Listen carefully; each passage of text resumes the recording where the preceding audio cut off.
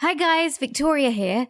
Before we get to the podcast, I wanted to be sure you knew about the free online starter course we have available at the Victoria Stilwell Academy called Building Your Dog's Confidence.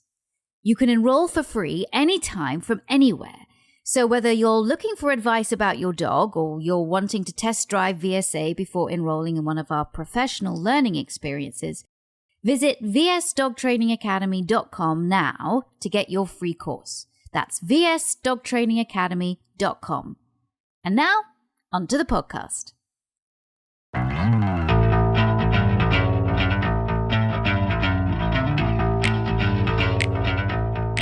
Welcome, Alex Sessa, to the podcast. I have great guests on my podcast, and Alex and I go back a very, very long way. We do. And we're going to talk about training because that's what Alex does. She has founded a company called Peach on a Leash. She operates in the Atlanta area and in Cumming and all around the Atlanta area in Georgia, the United States. And she is a mind of information when it comes to everything dog. So I know that, look, we're going to have a big conversation because there's a lot to talk about just in our world anyway. But can you tell, well, first of all, hello and welcome to the podcast. Hi, I'm so excited to be here. I'm so excited that you're here too. And can you tell everybody about your business and about you? Yes. Well, I have mostly you to thank for everything. For those that don't know, Victoria and I worked together for 5+ years, and we did some crazy traveling and so much amazing stuff. And I learned so much from you. So it's like kind of weird to be on this side because I used to be the one like doing the recording back when we were like, doing it on a small scale, and now you've got everything. So it's kind of nice to be here, kind of weird to be here on the other side. But so I founded Peach on a Leash in 2016, sometime around then. And I was like, this is going to be small. This is just going to be me. And I'm just going to see a couple of dogs and do what I love. And then that has a little bit snowballed since then. So I have a team of 15 trainers, and they're incredible. I'm amazed by my team. Everyone has a certification through the CCPDT. I'm really big on just some sort of standardized certification for everybody that shows that the trainers really care about continuing education. They care about the methods that are used. So we have this amazing team. So we see an average of 150 to 200 dogs a week between our group classes and our Port and Train and our private sessions. So it's crazy that it has grown so much in that time frame. But we just really care about dogs and we care about people. Now, you operate in Georgia, which for those of us who live here, we know is a difficult state when it comes to animal welfare. And certainly a difficult state when it comes to maybe the other side, the punitive trainers are very prevalent here, yes, as in there are many of them, and everybody has a shock collar and everybody has a prong collar, and they're all guaranteeing they're going to fix behavior, and some it's just horrific to see and are downright abusive. But what's it like for you to work and to operate in this environment where there are so many punitive trainers? Well, and I will say that our biggest competitors are for sure like the e-collar trainers. We're constantly that's kind of who our competition is. And so a lot has changed in how I've looked at this over the years, because it used to keep me up at night. It used to just frustrate me so much. But now we really focus on what can we just show people of just here's what we do, and let's just help your dog. And we're not going to worry too much about what other people are doing. So if people maybe come to us and the dog's already on a prong collar or an e-collar, we want to approach that as free of judgment as we can and just try to understand, okay, well, why are you using this? How is it working for you? And so often it's like, well, I just thought this was the only way, and I just thought that it would help. And so we're like, well, let's try this. And we just show another way. Most people would much prefer that alternative that doesn't involve something punitive to the dog of, I can get that same result or better, and I don't have to do that. And so we just kind of do our thing. And we have occasionally even had some of those e-collar trainers refer to us clients that they feel, aren't an appropriate fit for e-collars. And I have huge respect for that, for them doing that. Of like, okay, this dog, we're not going to do an e-collar with, so we're going to refer them to you. So like, that's the highest compliment. So I feel like all we can do is just show how effective we can be in not using those tools. We can still get the results, because at the end of the day, the client has a problem and they just want to fix the problem. So if we can provide them with a solution that doesn't involve that, most people are so happy to throw that stuff away. That's really interesting, because in general, the sort of the two camps ne'er do meet, and there's always a lot of spirited discussion between them. But the spirited fact is a really nice word. Spirited is a nice word, yes, and discussion is also a nice word. But I really like the fact that there is some kind of relationship and they are referring to you. Yeah, the first time it happened, my jaw almost hit the floor. And it really got me thinking of like how much more we could accomplish if we could at least be on speaking terms with one another. And it doesn't have to be such war between the two. Like, how can we find middle ground here? And so that's why we just do our thing, and we promote what we do. Like, I love to show people the kind of things, like a lot of times with e-collar trainers, we see them like, walking through like busy traffic with the dog, and the dog's, in a great heel or something like that, or doing a really nice stay. So like, we want to show we can get you all that stuff, and we don't have to use those punitive tools. We can provide you with the same results. And then the more that we focus on just really gaining from the client, what do you need? What are your needs? Not what do I think you need, or what do I want to train your dog? What do I think your dog needs? Because sometimes I go in, I'm like, oh my gosh, like, we need to work on this. And the client doesn't care about, maybe it's jumping or I don't know, counter surfing or something, but like they're really concerned about something else. So if we really focus on what the client's needs are, then we find that that's so much more successful than trying to come in and, oh, well, this is what we're going to do, and having this kind of rigid curriculum. So we just try to be flexible with people. And that has just worked super well for us in general. Now, if you could say sort of your top two, what are the top two behaviors that you work with that you see a lot? Leash reactivity, number one, far and away. Yeah, leash reactivity for sure, number one. And then I would say we see a lot of door greetings issues, like whether it's just like really excessive jumping, really excessive barking.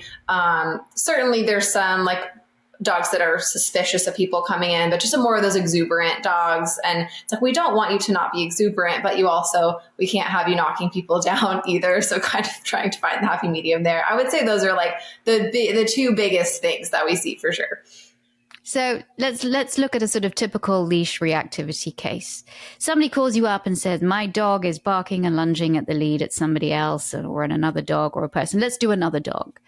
Okay. What is your kind of go-to? What do you do? Yeah. What I guess like if somebody has that problem, what do they do? Well, and I'm sure you kind of do the same thing of figuring out like, is this frustration based, or is this a dog that's genuinely uncomfortable? And not that we necessarily treat it differently, but it affects the safety that we need to put in place and the degree of management that we need if we are passing by something. Like if we have a dog that's frustration based, we're not super worried that they're going to go after another dog or a person. But so let's assume it's frustration based. I like to work inside the house with the dog and make sure I build a relationship with the dog. So we're not just going to like immediately go off the bat with training or behavior modification. We might just do like touch and just start on place, something kind of unrelated, but just something to like build a relationship. And then once we do that, I would start working with the dog on learning to notice things and mark them for that. So like I would lift up a toy or something like that, and maybe have the client practice this so they can get a feel for how to do this and get their timing squared away, and I can watch them. So I would like, let's have a random why do I have a feather here on my table?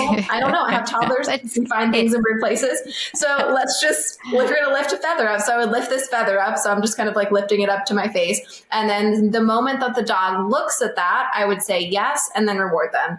We would do that over and over again until I lift the feather up, and maybe automatically the dog looks back at me. But we want the dog to learn certainly that word means something good is coming. So then once we mark, the dog looks back at us and we reward. So then we can start taking it outside. So if the dog was dog reactive, I would probably start with fake dog. So if you've ever seen like the Melissa and Doug fake dogs that look like a city life, which ones do you have? I have Elvis. I have a pointer, and then I have a little Jack Russell. Okay. Yeah. We have a husky, a lab, and then I think we have a little, like a beagle, the beagle one. So we would start with the fake dog and we would go outside, and I'd like to just do setups. So like we kind of have it planned. If you have a reactive dog, distance is the biggest factor. If we're working too close to whatever the trigger is, you're never going to be successful at this, even if everything else is perfect. So we want to figure out what's that dog's threshold? How far away do we need to be for the dog to be able to even work with us, to be able to do this? So we would start at probably a really big distance. And the client's usually like, are you kidding me? Like, this is a really big distance, but we can always get closer. So we would set it up so the fake dog is kind of like at least on the other side of the street. And then we might bring the dog out and we would wait for that dog to naturally just notice that the other fake dog is there. And people are always asking, like, is my dog really going to think it's real? And I mean, they really do. Like, I would say it's very rare we have a dog that's like, nah, that's fake, especially from a distance. They're at least curious about it. So we might have, if we have a second helper, we might have them walk the dog, which always, people will stop their cars. People think that you're insane for walking a fake dog around, or it looks like you're dragging them along, but the things we do. So we would walk the dog. Each time that our reactive dog notices that fake dog, I would mark, yes, they should look right back at me and get rewarded. If it's very non-dramatic and boring, then we're doing it correctly. If there's any barking, any lunging, not taking the food, that's information that, okay, we're too close. How can we get a little bit further away? We can make that fake dog a little bit less intense, take the fake dog further away. So we're trying to find that magic distance where we do this and it works really well. So that's where we would start. That would be the starting point. The end goal is that the dog can notice that other dog and automatically look back at me. And I don't even have to ask them to. And when that happens, it's like the best feeling ever. Like, okay, you got it. This is what we're getting to. Then we can start closing the gap. We can start walking past things, working with live dogs, working with people, whatever those real triggers are. And then we just start working in different environments. So I think that a lot of times people have a perception that reactivity is this sort of point A to point B, like, okay, we're just going to fix it. But a lot of times it is kind of an ongoing management that's required, especially if the dog has a really long history. Maybe the dog had something traumatic happen, like it was attacked on leash. So we're working with a lot of layers when it comes to reactivity. So we try to do a lot of expectation setting, that we're not saying like you just get to like not pay attention to your dog and just go walking past everything. And certainly sometimes that does happen. We get really lucky and the dog just takes to it and is great. But sometimes it does take extra management in the long term, but it's way easier than having a dog that's, barking, lunging and going crazy at the end of the leash. A lot easier to bring some food with you. So how long would you say this takes? Our average would be 5 to 8 sessions. So 5 to 8 weeks. And even if it's not perfect at that point, the client knows what to do and they know how to keep going. So I would say 60 to 70% of the time, the reactivity is gone, if not like so reduced. And then some of the time we find that we need ongoing work and we've just got to keep working. And so much of it comes down to just like, how much time do you have to train and how much do you have to be faced with challenges? Like if you live in an apartment and you have to run into people all the time, it's inevitable your dog's going to have a reaction. So those things just can make it take longer sometimes. So we have to look at like, this isn't just a matter of like, oh, you're not a good owner. Oh, your dog is a bad dog. Like we just never look at any kind of like judgmental lens like that. It's more so, what is the environment telling us? Like, how hard is it for us to just get out and take a walk? Because for some people, like they have to go down an elevator, they have to go like encounter a bunch of different people. There's tight turns they have to make where they might run into somebody. So those are the things that can slow training down that we always have to keep in mind, that it's not a perfect science, but it's as close as we can get it. I think this sort of does show as well how maybe seductive e-collar training is, because even though, there is still a methodology to it, the fact is that if you do stick an e-collar on a dog and you do shock it a couple of times, then maybe it's going to learn not to react. And it's not changed behavior. That's what we have to say. It's suppressed behavior. Yeah. That's very different from working to change how the dog feels about a certain stimulus. And I think go ahead. No. I just want to say that that is why, like, I don't have 5 to 8 weeks. I don't have that time. I need to get this done now. Stick an e-collar on it. And you know what? It works. Yeah. And I think you almost have to address the elephant in the room with people. That like, I know that you are probably hearing from your friends, from your Facebook groups, from whoever. We've had like the UPS guy give dog training advice. I mean, like they hear it from everybody. Like, just put an e-collar on. Like, we can just fix that. And so we always tell them, like, I get it that is out there. Here's why I wouldn't recommend it. So we don't want to just pretend like it doesn't exist and it's not out there. I think we almost have to address it and recognize, yeah, it's there, and I get it's really tempting. But if you use that, you're probably going to come back to me in a couple of weeks with other problems. And oftentimes people don't realize they're related.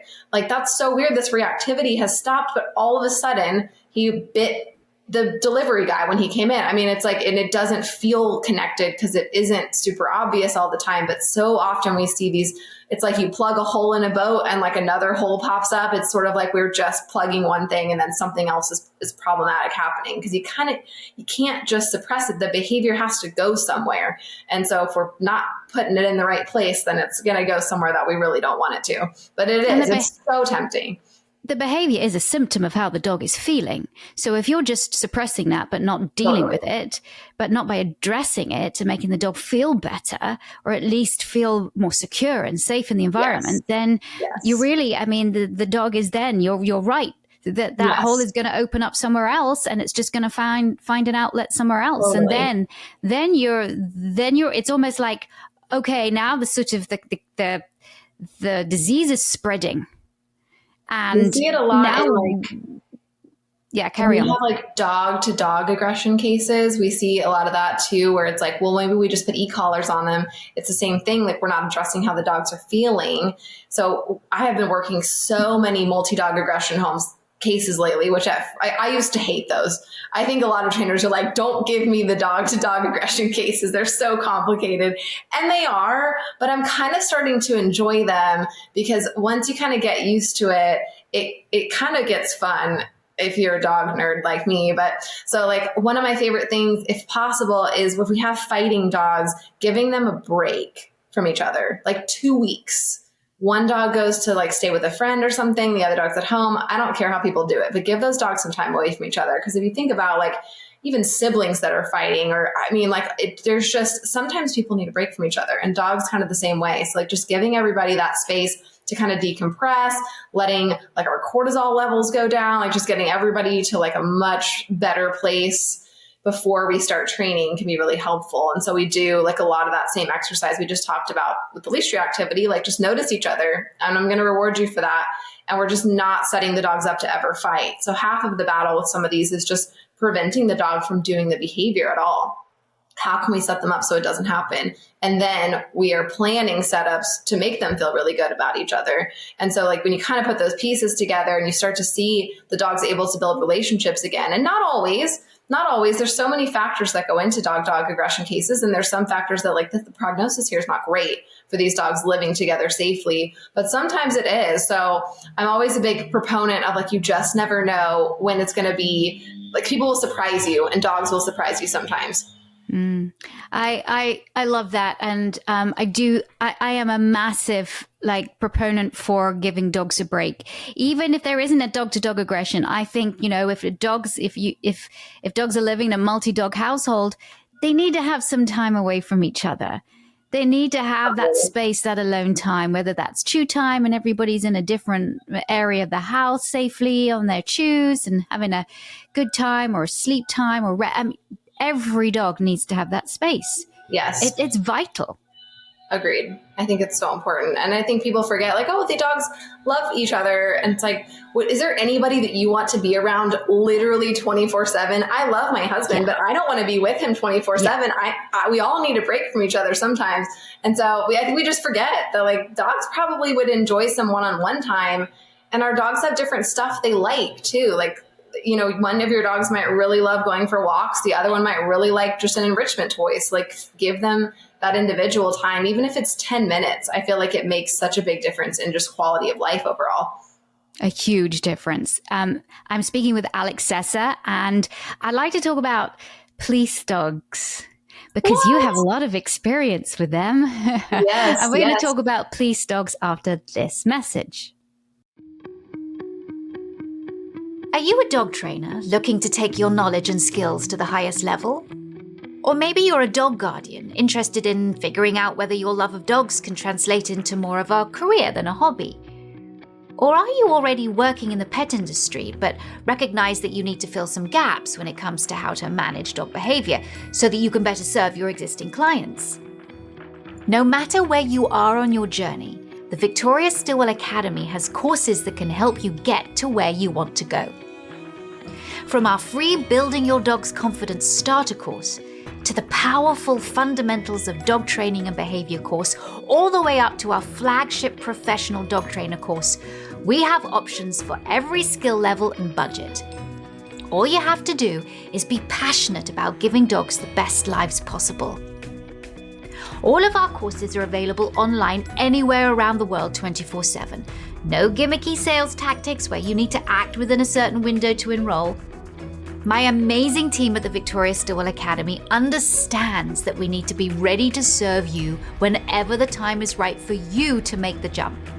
Whether that means dipping your toes into our free courses or realizing your fullest professional dog training dream by enrolling in the dog trainer course.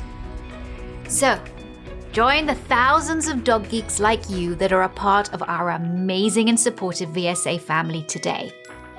We have Academy specialists available to talk with you and figure out how we can help you reach your dog training goals, or you can enroll in a starter course for free right now.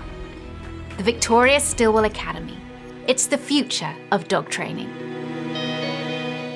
I'm back with Alex Sessa, and we are just talking everything dog training. We've talked about reactivity, we've talked about e-collars, we've talked about all kinds of things. But now we're going to talk about police dogs, because if you didn't know this, Alex, you have a police dog. I do. Well, he's a retired police dog now. Yes. And so he's just turned 10. So my husband cannot believe he's 10 years old. I know. But he doesn't seem 10. Like he will never age. He's a Malinois, so. Yeah, he will never grow up. I mean, the dog can still scale like a 7-foot fence without even thinking about it. Like he's wild. But so my husband was a trainer for a canine unit, and that was his police dog. So they worked together for like 8 years, and he doesn't do canine anymore, but he loves it. So, but that was one of the, you and I, like that was our. So for people who don't know, I was doing it was a new channel for YouTube. So it wasn't a channel on YouTube. It was actually for the company YouTube.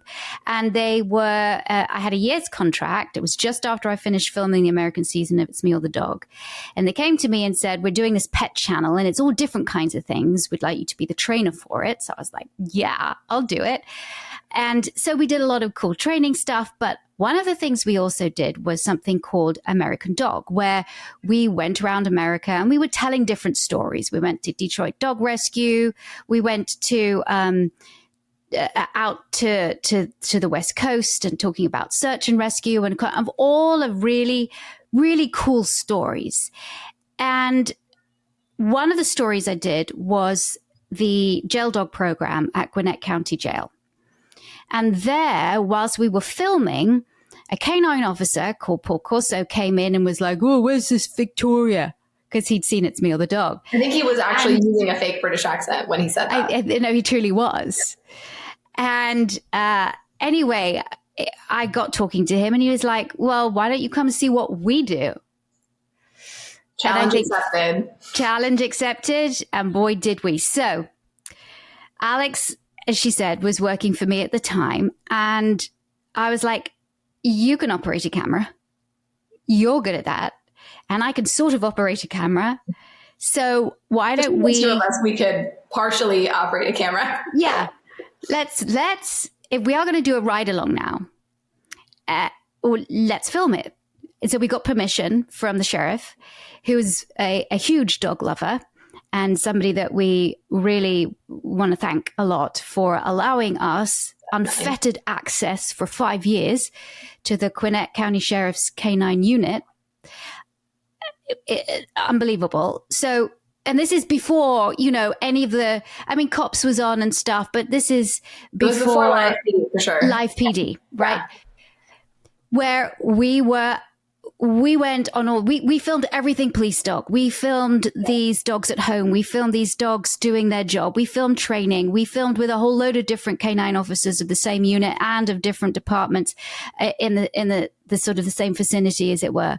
And we learned so much. Yeah. But I think the most, I guess, dramatic thing that we got to go on all the calls. And not to mention, we were there for not just the fun and the light stuff. I mean, we were there for some heavy stuff. We were there for euthanasias. We were there for funerals. I mean, it was an emotional roller coaster. Like, we were there for the big highs and the big lows. And I think that's what gave us such respect for it, is really seeing the full picture of their life, and not just the things that you see on TV. Like, we saw things that you don't normally see on TV. And it was so mind blowing. But I do remember the very first night, we knew it was going to be something, because we had a crazy first day riding in this car. And we both sat, I remember, so you probably remember this too. I remember it so vividly. We got back in my car and we both just looked at each other, and at the exact same time, we're like, oh my God. Like, we just couldn't believe it. It was such an adrenaline rush.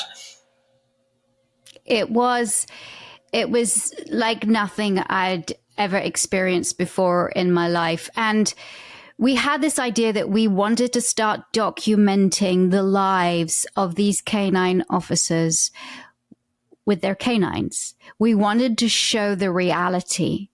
And even though, yet, some of the training techniques we didn't really agree with, they were open to hearing what we had to say. And we did some training too.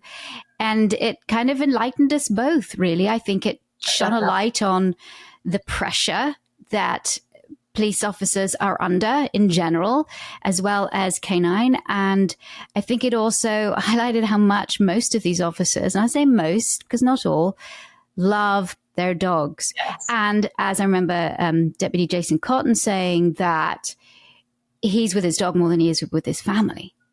Yeah, I know. It was really interesting. I feel like we learned so much about, I think, what they need from a dog too. Like, that was really interesting to me, of like the struggles that some of them would have in like getting these dogs that were very green. Like, the handler was very green, and the dog was this, crazy, like, intense military dog that had been repurposed. Like, just the mismatches, and like, it's just, there isn't the ideal training situation. Like, I think the ideal situation is like everybody starts from scratch. Like, they work with those dogs from puppyhood together, and it's kind of what they do in England, like, where they really build that development of the dog over time, and they have the handler as part of that, versus like they're kind of handing them like a half finished product that then you have a novice handler trying to finish with the help of maybe a trainer. But it's an imperfect science. I mean, as is everything. I mean, as is pet dog training. Like, there's no perfect scenario, but I think we learned a lot about just the unique struggles of that industry, and the challenges that the handlers face, that the trainers face. Like, it's hard. These are hard dogs. They are hard dogs. They are absolutely hard dogs. And, I think, I kind of, in the UK as well, sort of delved deeper into police dogs in the UK as well, and how you put a shot collar on a dog in the UK, you're going to get fired. I mean, you're going to get fired. It'll be see you later, right? Yep. There is just there's none of that allowed. Mm-hmm. Prong collars not allowed. And, it just sort of the different, there's, I would say harder training, but definitely not a punitive training for these police dogs in the UK, whereas here it is different. But things are changing, and there are certainly still police dogs that are just literally tools for police departments, and they're treated like that, and it's disgraceful and disgusting. But I know our guys cared, and that was the reason why for years and years and years, we rode along with them and other departments and filmed their stories. And thanks to State Farm, we were able to produce and put out, I think it ended up as 10 episodes of Guardians of the Night. So guys, if you are interested in seeing a little bit of our work and a bit of how these canines work with these officers, then if you go to YouTube and you just put in Guardians of the Night, Victoria Stilwell, and you will at least see the first episode. Then you have to go to Positively TV and subscribe to Positively TV to see the rest. But it did really, really well, both on YouTube and Facebook. I think people were fascinated by the experiences and struggles. So, well, now fast forward, how have you got a police dog? Because obviously your husband is a canine officer, but like, how did that happen? How did I accidentally fall in love with a police officer? Yes, because it wasn't any of our lot. No, it wasn't. It was so weird. So we met and I was like, some of the guys that we were filming with knew of him or knew him. And you're like, oh, okay. I'm like, Sessa, all right, you got to meet him. And so we ended up, our first time meeting was at a dog funeral. And So, and the dog had not been killed through. The dog had it was sick. Fire. Oh, it was the fire. Oh, yeah, that's right. No, that was a different one, wasn't it? Yeah. Yeah. So we met there, and I always said, like, having filmed with the guys we film with, love them, but I was like, I'm not going to ever marry a cop. No way. And oops, there we are. You go. Met my husband, and that was that. So he had pretty much just gotten Hummer when we met. I think they had been working together for 6 months or so. So it's been really interesting for me from a behavior standpoint to watch them build their relationship together from this very green pairing. Hummer was a sport dog from Holland. Like, he came from like a sporting background. And so he's really social. He was really well socialized. And I actually really liked that because there wasn't anything like super punitive instilled in him early on. It was all very like reward-based, tug-based. He's super high drive. So Hummer had come over, and this was Will's first dog. My husband, it was his first ever working dog. So like, he had no idea what he was doing. You get through like a 4-week handler's course, then you're on the road. So they really learned so much together. And I watched over the years as they learned how to read each other. And like by the time Hummer retired, I mean, Will could just read his body language and just the little tiny changes of like, oh, he's on some kind of a scent. There's this really tiny body language change that we're looking out for. We're looking for them kind of catching the scent, whether it's like sometimes they put their head up, their body gets really still. Like, there's just these really interesting changes that happen when a dog is noticing something or has caught a scent in the environment when he's tracking. And so it's really cool to watch them become this really solid team. And of course, all good things, right as they're hitting their peak, it was time for him to retire. And so he actually has cancer, and we don't quite know what that timeline looks like for him. But we're hopeful, his quality of life is great. So, I mean, he gets to be a dog now. That's what we really wanted for him. So you spent your whole life working these last couple of years. Let's let you be a dog, chase the ball, lay on the couch, just do dog stuff. And so it's really nice. He's really good with our kids. He's a little much. You have 2 little kids. I mean, that's people will be like, but you can't have a police dog around kids. But, that's the sort of your idea of a police dog being a very unfriendly, unsocial dog, where actually it's really important that this dog can be both, right? Yes. A social dog as well as a dog that can work. But your dog is a social dog and a dog that is extremely effective at its job. You have 2 young children. Definitely very careful, because he is so good at biting because it was instilled in him, but he doesn't bite. He bites for fun. Like, it's very much a game for him. It's not a nasty thing. But I know that if he were to bite, he'd be very good at it because he's had a lot of practice. So we would never put anybody in a position where that could happen. Like, we never have resources around. Like, he's always kept separate. If there's food, if there's toys, like, he's very high drive. He would easily snatch something out of their hands, and they're very small. They're 2 and 3. So we're super careful. Like, if he's chasing the ball, the kids are inside. So it is a lot of management. And I think that's important, even if you don't have a police dog. With any dog, I mean, the worst dog bite I ever saw was from a golden retriever. And so I think there's this idea that like if you have a police dog, we got to really micromanage that. But you need to manage it even if you have a golden retriever, even if you have a lab, like if you have a Yorkie. I mean, we get lucky with the little dogs because maybe they do less damage, but any dog in the right situation, I mean, you and I have always talked about the perfect storm. Like when we see these bites that to so many people seem like well, my dog's never done that. Like, I'm so surprised when we look at all the pieces of the puzzle. There's no surprise as to why it happens so much of the time. So we are almost the same way. We have a Labradoodle as well. And I'm the same way. I mean, we are really careful about her, even though she's no history of aggression or any issues, but she's a dog. She absolutely could bite in the right circumstance. So when you have toddlers, you got to be so careful. Yeah. And that's a lot. That's a lot of pressure, isn't it?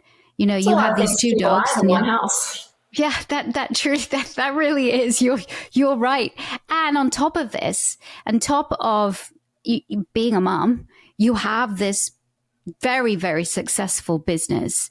For people who are interested, who are maybe new to training and they've just finished a course, if you want to become a dog trainer, come to VSA, Victoria Still Academy. And then go to Alex. What would you say is maybe a couple of tips if you're thinking of starting out? So I think the biggest thing is having a combination of education. You have to have the education component and you have to have the experience component. You can't have one and not the other. I think that's when the magic really happens, is making sure that you get some hands-on experience, whether that's with a mentor, whether that's shadowing, reaching out to local trainers in your area. And at some point, you have to just do it. So I think a lot of people get trapped in like, oh, I'm not ready. I'm just going to forever shadow, forever be a mentee. But like at some point, you just have to do it, because you're never going to get over it and feel confident if you're not doing it yourself. So like starting with easy cases, puppies, things you're comfortable with, because it is at the end of the day a human teaching job. The dogs are an added bonus, but if you don't like people, you don't like talking to people, this is going to be a really hard job, unless maybe you work in a facility environment where you're behind the scenes kind of work. But for the job of like private instruction, group classes, that is a human teaching job. So you've got to love people. So really developing your human coaching abilities, feeling comfortable talking to a couple of people at a time, being able to not only train the dog, but teach other people how to train the dog in a way that they understand. That I think is sometimes comes as a really big surprise to people. So making sure that that's something you really enjoy doing, because that's going to be a big part of the job. And we always look at it as like, we have to just like helping people, and like really that joy and seeing the change in the dog and the person. That's what we all really live for. So I think a lot of us, myself included, got into it because we love dogs so much, but it has to kind of evolve into loving people too, and really loving to help them. You've also you are at times a mentor for VSA. What does that entail?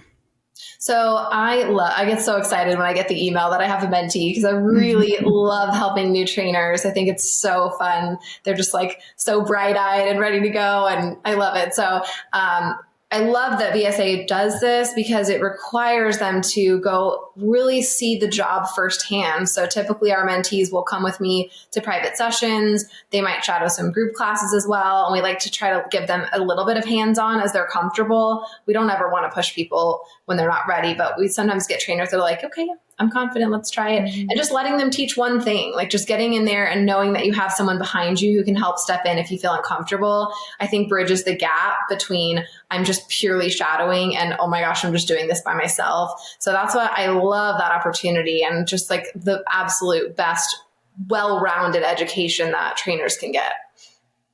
I have this, I'm going to pivot a little bit, because I have this dream, you know, with It's Me or the Dog, and now doing the Dog Academy in the UK. I have this dream that one day, Alex, you and I will work together on TV. We need to manifest this. It just totally has to manifest it. And, but obviously you can't come over to the UK to do the filming over there, not with two kids. And it's just, but one day of doing something over in the United States, you're quite comfortable, very comfortable in front of the camera. And we saw that in Guardians of the Night, sort of stuff that you've done and that you might want to do.